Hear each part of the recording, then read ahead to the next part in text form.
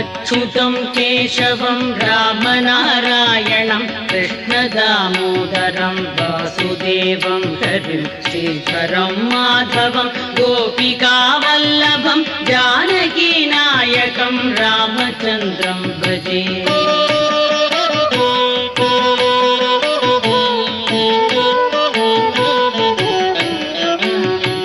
अच्युतं केशवं सत्यभामाधवं माधवं श्रीधरं राधिकाराधितं इन्दिरामन्दिरं चेतसा सुन्दरं देवकी नन्दनं नन्दजं सन्दधे।